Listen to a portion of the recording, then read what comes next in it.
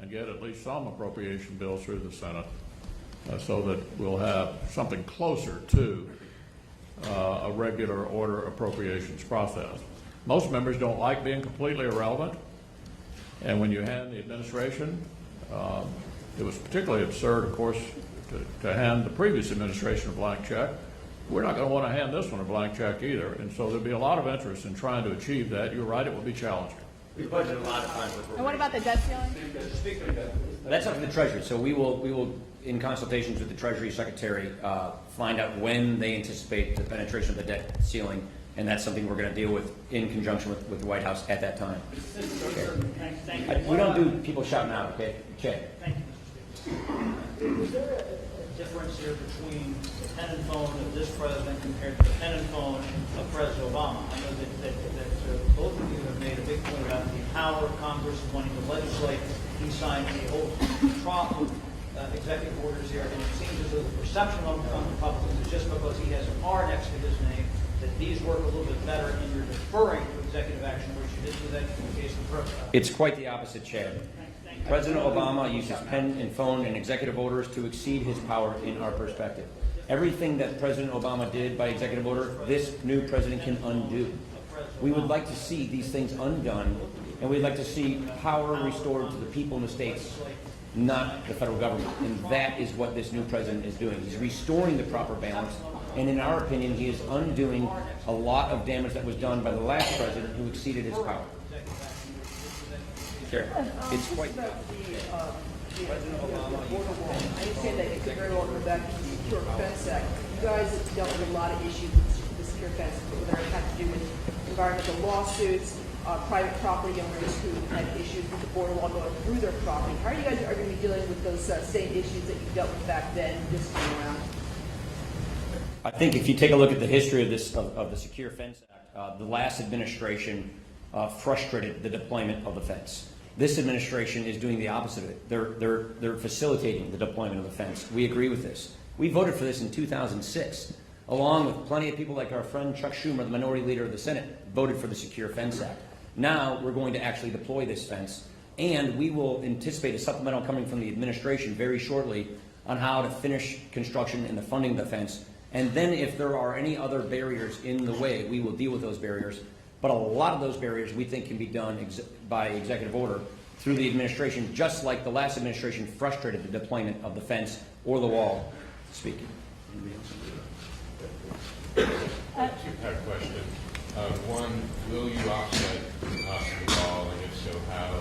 And number two, are you saying that by August recess, you will both have a tax reform bill enacted into law and Obamacare replacement enacted?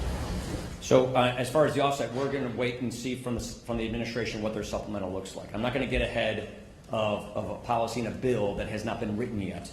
But the point is we are going to finance the Secure Fence Act, which is the construction of the physical barrier on the border. We have ambitious goals and ambitious timelines. Our goal is to get these laws done in 2017. We aspire to get most of these big things done by the August recess because that's when Congress does most of its legislating. But by and large, our goal is by the end of 2017, we have made good on so many of the promises that we made to the people and the policies that we ran on. Again, the reason we're doing this is because there are people hurting in this country. The reason we're doing this is because America is not anywhere near its potential. We want faster economic growth, a healthier economy, more wages, and we want American businesses to be able to compete. We are losing businesses left and right. They're moving overseas. They're being bought by foreign companies. They're inverting and becoming foreign companies. We have to fix this so that we keep American businesses in America. And we also believe comprehensive fundamental tax reform can put American businesses in a better position to keep businesses here and make things in America and export them around the world. That creates a lot of good jobs. Healthcare, you all know the law is collapsing. Double-digit premium increases. Deductibles are so high, they're 3 times the rate or the size of those in the large group market. This law is collapsing. 5 states only have one healthcare insurance company, one healthcare plan. 1 out of 3 counties in America only have one healthcare plan. That is not a choice, that is a monopoly. So we believe, on behalf of the American people who are struggling under this law that is collapsing, we have to act. We've got time for one more. Let me just add add on Obamacare. No yelling. Remember, Bill Clinton said last year, it's the craziest thing you've ever seen. 8 out of 10 Americans wanted either repealed entirely or dramatically changed. If Hillary Clinton were president and Chuck Schumer were the majority leader, we'd be revisiting Obamacare. The status quo is clearly unacceptable. Obviously, if Hillary Clinton was president and Chuck Schumer were majority leader, we'd be moving toward a single-payer system. That's not our vision of how this ought to be handled. But the status quo is completely unsustainable. Yeah, Cindy, can both of you speak specifically overall about your agenda? Can you say that the Republican Party, the majority now, will not take actions that add to the deficit? At the end of the year, we're not going to have higher deficits from actions that we're taking, whether it be on taxes, whether it be on Obamacare, whether it be on the infrastructure package. Because, whenever anybody comes in and they have all the power, suddenly it's easier to borrow, and there's a lot of pressure to sort of pass out goods. Can you sort of make that commitment now that at the end of the year, you want to pass, You know us well. You've been covering budgets for a long time. We are fiscal conservatives. What that means is we believe government should not live beyond its means. We believe that hardworking taxpayers in this country deserve a break in this country. And that means Washington takes less money from them, and we also spend less here.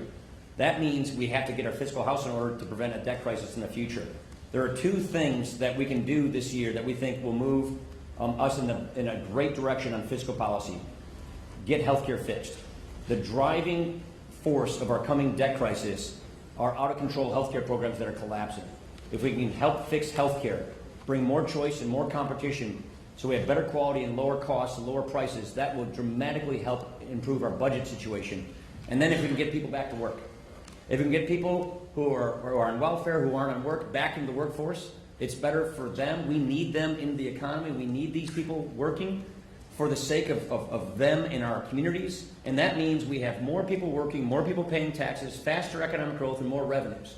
Those 2 things right there are some of the best things we could do to improve our fiscal situation, to wall off or prevent an oncoming debt crisis that we know is coming. We are fiscal conservatives. If we're going to be spending on things like, say, infrastructure, we're going to find the fiscal space to pay for that in our spring budget. And so those are the things we're planning on doing. These are the ideas and the principles we ran on, and that is why we've laid out for our members a very bold and aggressive agenda to make good on these things, because at the end of the day, if we get these things done, we really believe that we're going to get this country back on the right track and turn things around for the people who sent us here to work for them. We will make America great again.